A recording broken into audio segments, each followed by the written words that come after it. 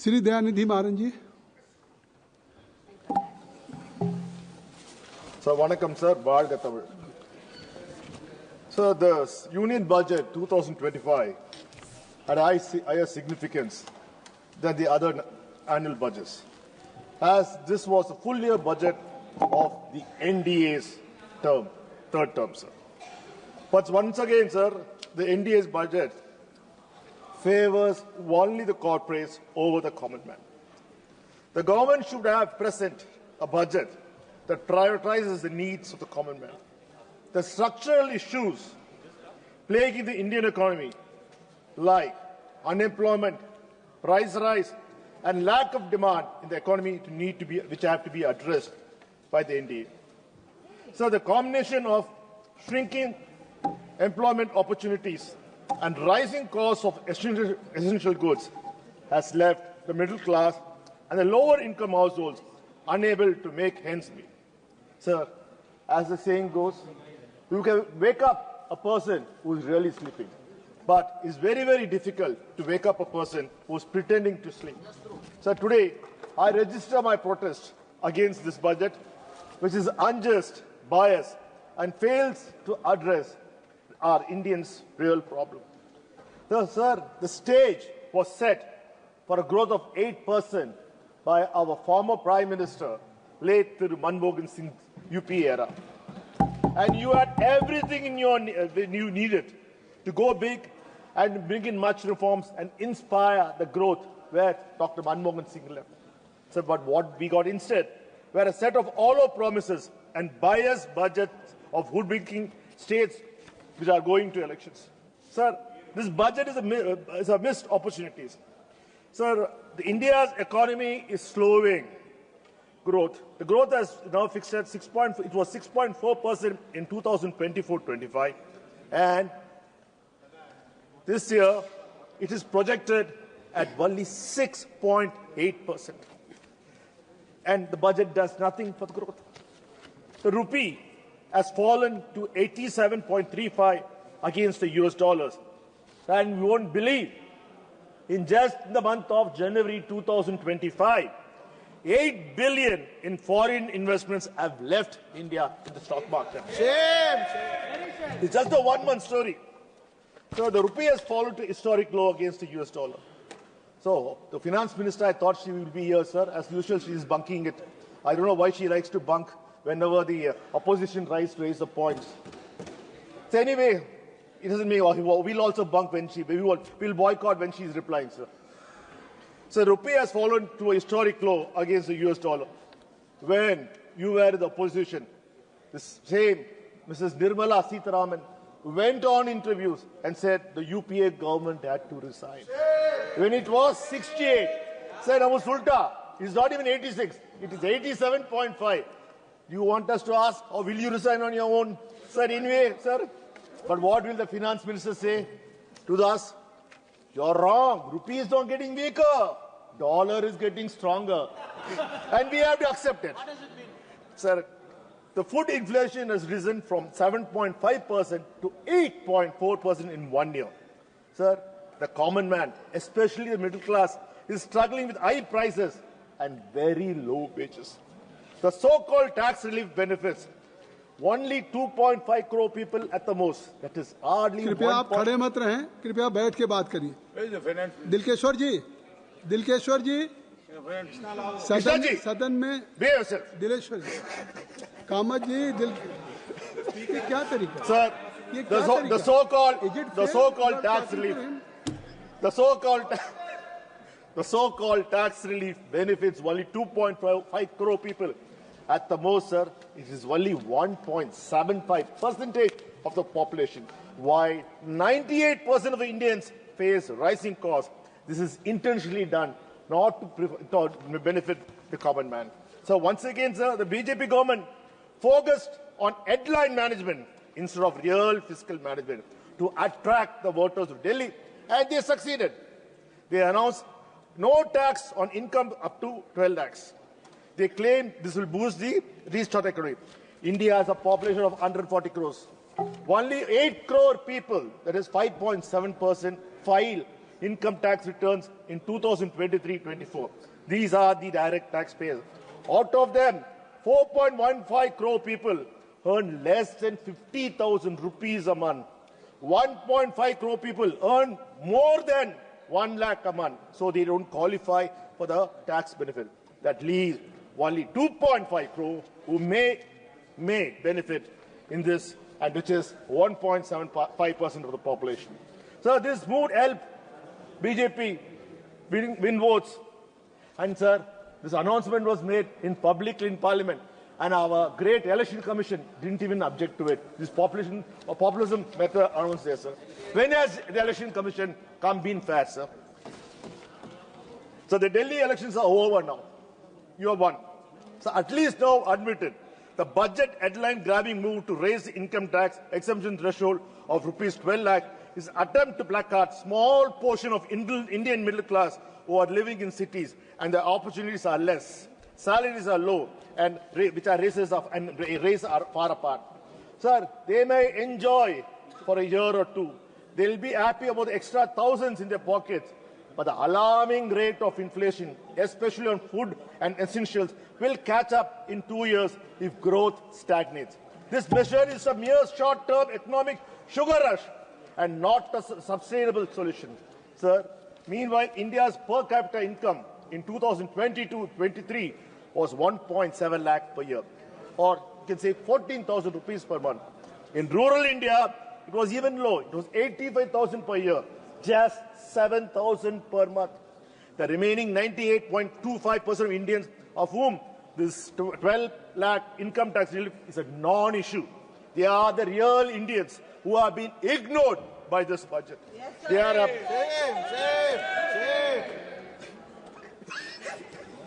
they are unemployed, have no jobs, or earn just enough to survive. They also suffer from rising fuel, food, and essential costs, just like these 12 people who are getting 12 lakh benefits.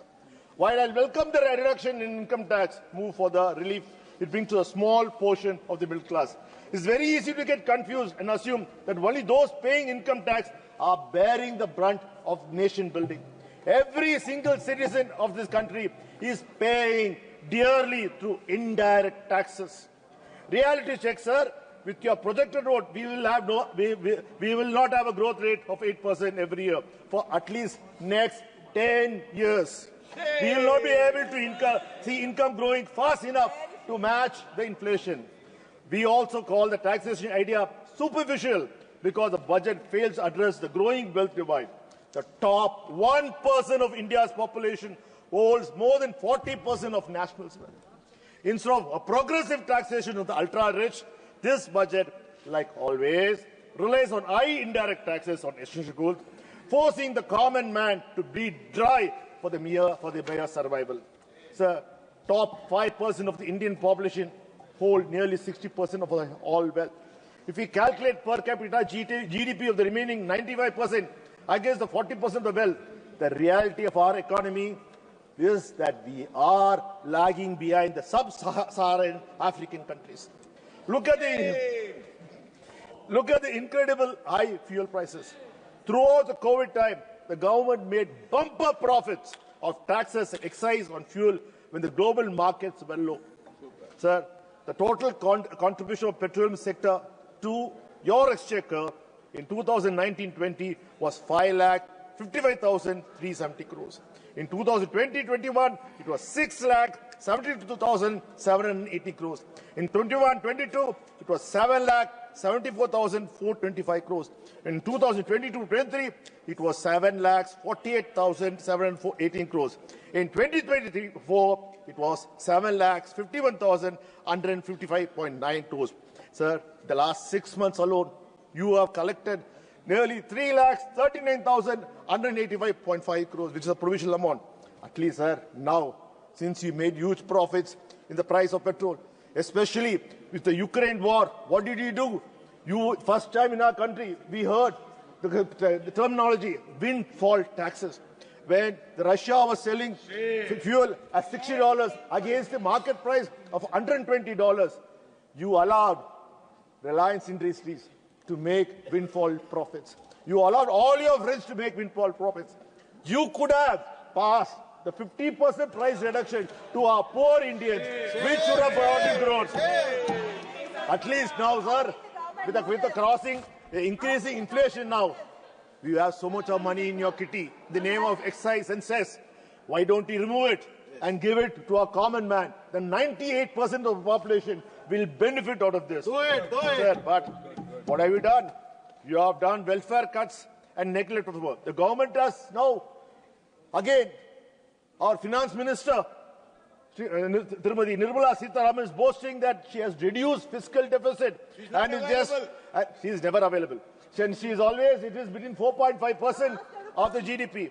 Sir, at what cost have you reached this figure of curtailing the fiscal deficit? Sir, you have cut the Munnetra funding, which remains stagnant at 86,000 crores, despite a record low of unemployment. Sir, SC/ST education funds are unchanged, making higher education for them unaffordable. Sir, food prices are increasing. The poor man is suffering. But what have you done? Food subsidy cut from 2,05,250 crores to 2,03,000 crores.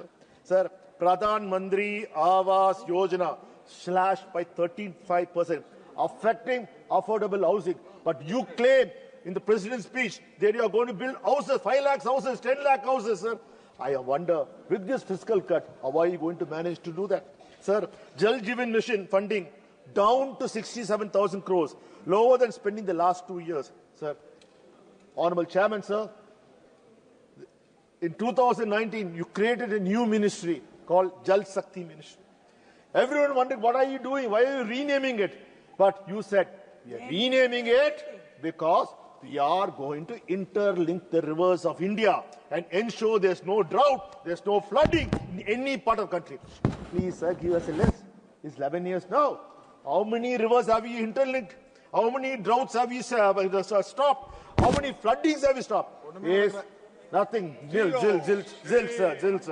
sir. Sir, at the time when mental health programs spending should be increased because of the upcoming inflation and joblessness, you have reduced it from 133 crores to 90 crores, ignoring the growing crisis.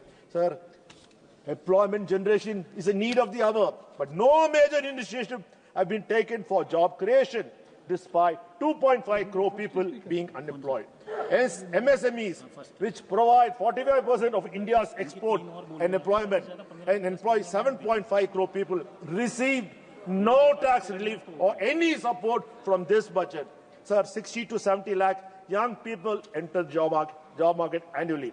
Yet, no plans exist to address the employment needs.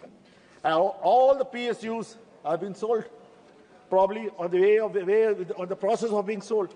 Earlier, we used the public sector companies to generate employment for our youth. But now, sir, even that is not in your hands. Now we have to go beg Adanis and Ambanis and Tatas to provide employment for our youth. Sir, railways, sir. Railways are very, very important for us. And now, what have you done, sir? You have reduced the funding for railway projects from 34,000 crores to 32,000 crores. When we really need more investment, especially when we have seen more than 200 rail accidents the last 5 years, and especially when the need has come to improve the Kavach system. Sir? Kindly conclude. I'm the main speaker, sir. First, but your time has been allotted 29 minutes. And there are 2-3 speakers. Sir, if you take my time, what will I do, sir? Let me allow to speak, sir. I'm just only... No, I'm aware, sir. I'm aware. You must be aware. Sir. Let the finance minister come and reply, sir. You don't reply, sir. Wait, sir. So, with the funding for the most important to avoid railway accident, which the Prime Minister himself has said is Kavach. The Kavach system has to be implemented so that we can avoid these head-on collisions with railways, where thousands of our Indian lives have been lost. Sir, right now, with this budget, only 5% of the entire railway network can be covered with the Kavach system. So you have no value for the common Indian who will travel by train and who will take the risk or meeting with rail accidents. Sir, and the finance minister said that she is introducing a new Udan scheme in the budget, which will improve air connectivity. I was quite surprised. Not bad. She's announcing because some new airport is coming for BR. That is very good. Sir, she has slashed the Udan scheme budget from 800 crores to 540 crores, making air travel more costlier for common man. When you say new means more funds should have come. But I think, sir, this is just an eyewash. Sir, let me tell you, sir, the next major hindrance for the common man, 98% of the population, is the highways, sir, which collect massive tolls. And, sir, just tolls. But if you travel on the roads, it is the worst roads you can ever travel. Sir, Tamil Nadu is going to get more tolls. Sir, in fact, sir, I really wonder. I asked the finance minister. I would have asked her if she was here, but she never come here. Sir, to her, when a person buys a new bike, motorbike, or new car, or any vehicle, sir, you charge them GST, which is divided by the state and the centre. Cess, which goes into your kitty. Excise, which goes into your kitty. And the union government also charges road tax at the time. Sir, I am wondering, why should road tax be collected for a new vehicle? Because you don't lay any roads inside the free roads. All the roads laid by the union government is all toll roads. Anyway, the common man pays for the tax. Sir, to top it all, what have we done, sir? The finance minister has done double taxation. So we are trying to get rid of double taxation. Now, a common man buys a motorcycle, he has to pay GST, sir, for a new vehicle. Okay. Sir, when in a rush, he wants to sell the bike. Sir, he can't, because he wants to sell the bike, get the amount, whatever he gets for the second-hand vehicle, and put it as a deposit to get a new bike. But if he sells it to any dealer, he is gone, sir. He has to pay 18% GST on the difference. Is it fair, sir?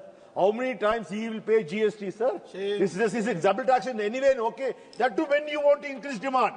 You want to increase demand for production, for sale of motorbike, sale of car. This goes totally against your principle, sir. Sir, again, we are talking about make in India. Sir, as our opposition leader already said, it is never make in India. It's just an assembled India. Sir, during the UPA government, we found Foxconn and Flextronics, who are the bases now set up in India, which are producing the iPhones. Sir. So right now, all we are doing is assembling iPhones and selling it to, exporting it. But what are we doing? The union government is giving performance-linked incentive to every iPhone assembled in India, while none of them are manufactured. So basically, a huge subsidy is going on the assembling of iPhones, sir. And another sad thing is that even those assembly lines are imported from China. Every part which is made for any new electronic unit is now coming from China. We are just assembling. Sir, even a power adapter, we don't have know-how how to make a power adapter in India. It has to be imported from China. That is a sad state. Sir, the trade deficit with China is still high. For the year, financial year 2024, India's trade deficit with China surged to $85.1 billion. And we continue importing critical components for electronics, pharmaceuticals, and machinery. Sir, in fact, for every mobile phone, the displays, the batteries, the processor are still being imported from India. Sir, we do not have invested, we don't say, to make sure that we can have the facilities or no. No, sir, sir, we can adjust the time with others. Don't worry about it, sir. We'll adjust.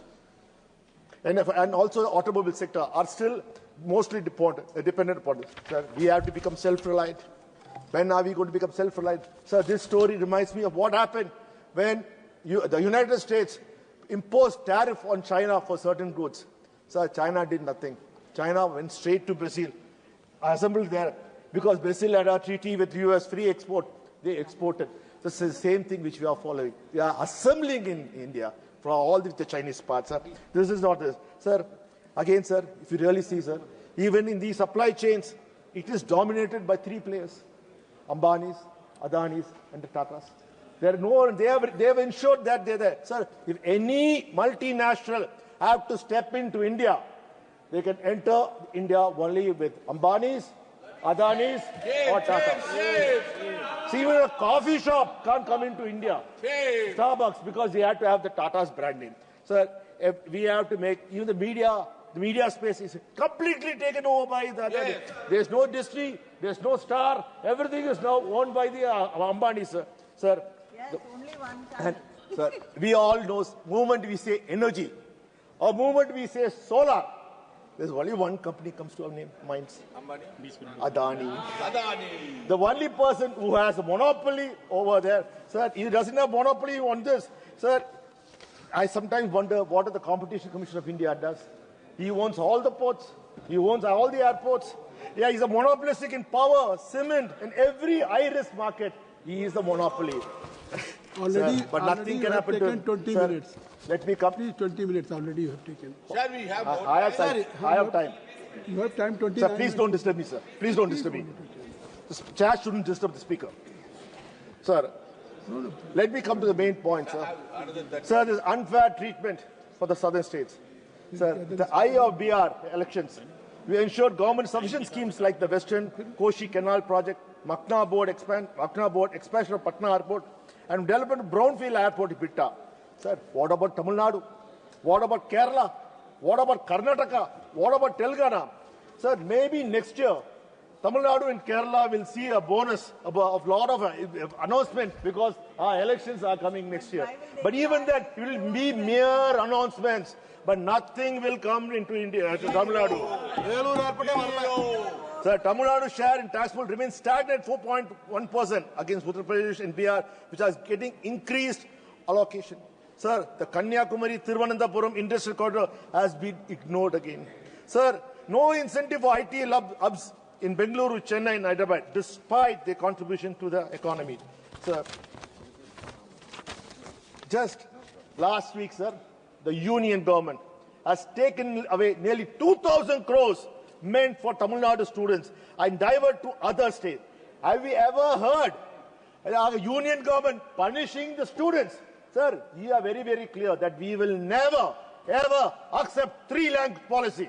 My Chief Minister, Muthuvel Karnataka Stalin has said, you try whatever you want. Three-language policy will never come into Tamil Nadu. A three-language policy will never come into Tamil Nadu. And we will ensure our students are not deprived. They will be taken care with our own funds. Sir, today the most successful states in India is Tamil Nadu because we follow the Dravidian model. Sir, last time, sir, the last session, sir, there were some statements made by our Honorable Finance Minister. We always say in Tamil, Vandare Varavikkum Tamil Nadu. We always are very nice to everyone. Sir, we are never against Hindi. We are only against Hindi imposition. Sir, I like to say, there's a statement made by Thiru R. Vijaya Shankar, who was a former editor of Frontline. He says very clearly that Mrs. Nirmala Sitharaman studied in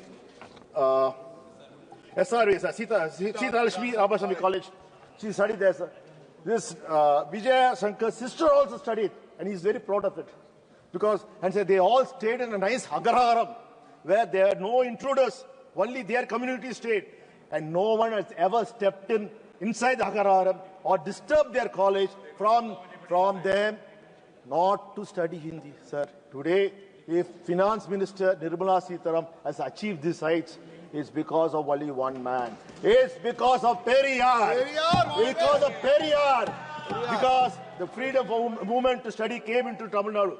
Otherwise, the finance minister wouldn't have come today because she was born in Periyar land and she should never, ever forgive it. But sir, again, I sometimes wonder what is the finance minister handling?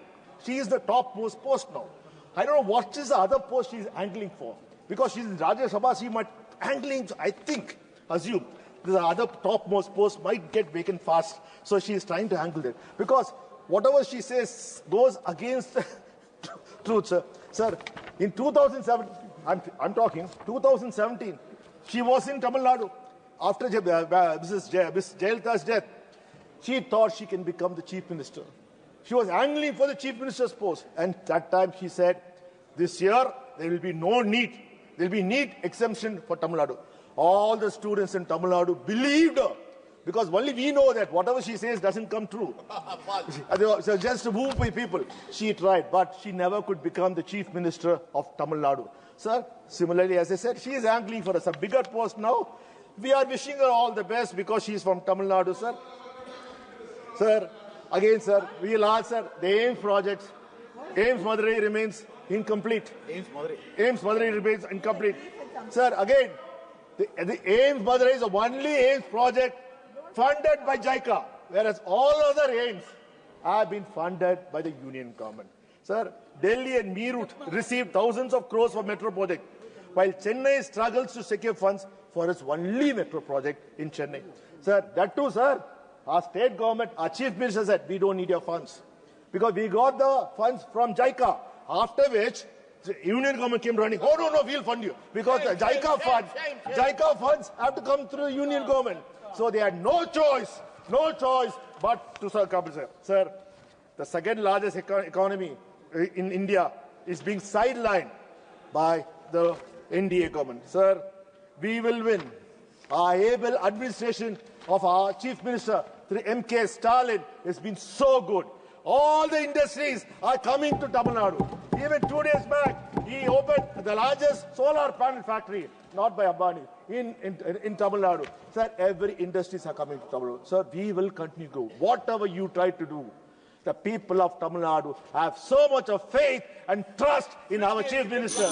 Sir, wait, I have time. You have got time, sir. I'm concluding. Let him finish, sir. He has got time, sir. There are 3-4 speakers. Sir, already he has taken. It makes, sir.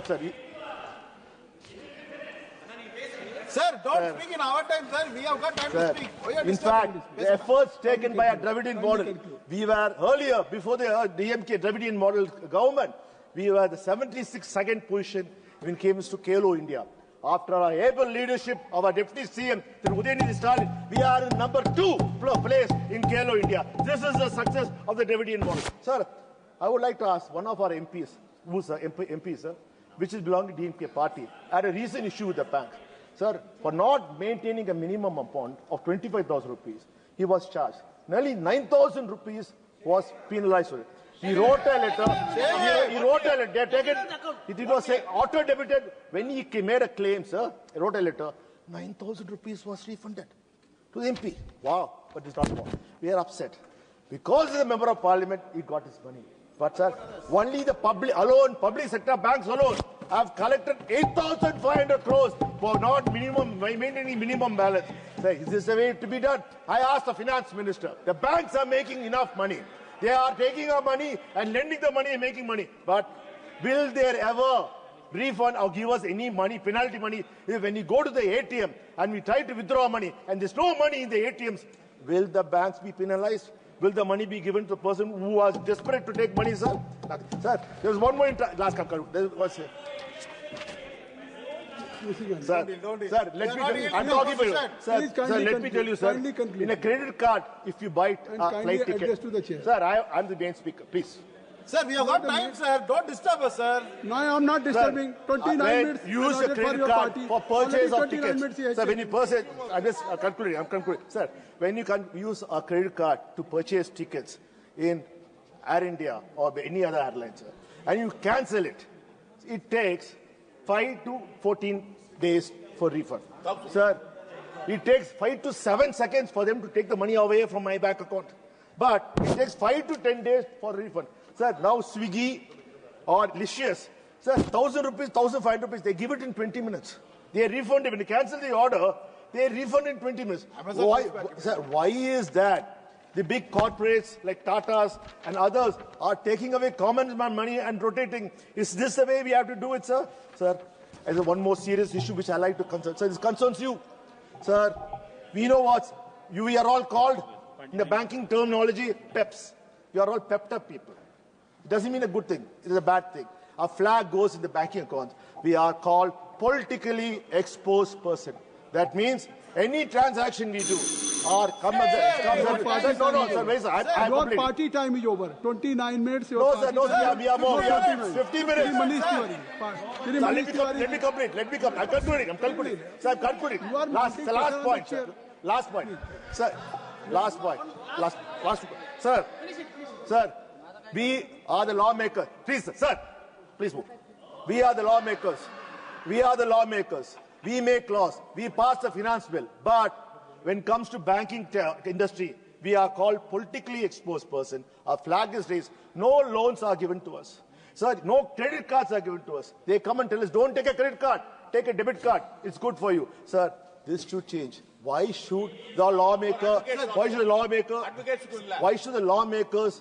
be penalized? Sir, it's not only for you. It's not only Nishikant Dubeji, it's not only you. It's your son, your daughter, your wife, your entire family are marked as politically exposed person. Thank you. Sir, I think this time has come when we have to ensure such discrimination has come. Concluding, sir. Conclusion, sir. This budget, concluding, concluding, sir. Last, sir. This budget only favors the corporates. This budget is anti-people. This budget is anti-Tamil Nadu, anti-Kerala, anti-Karnataka, anti-Adal, against the Indian population, 98% of the population.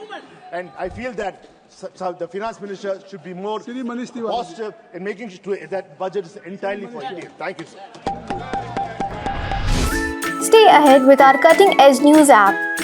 Instantly access the latest shorts in just 1 minute and breaking news in just 50 words. Download now for a smarter, faster news experience.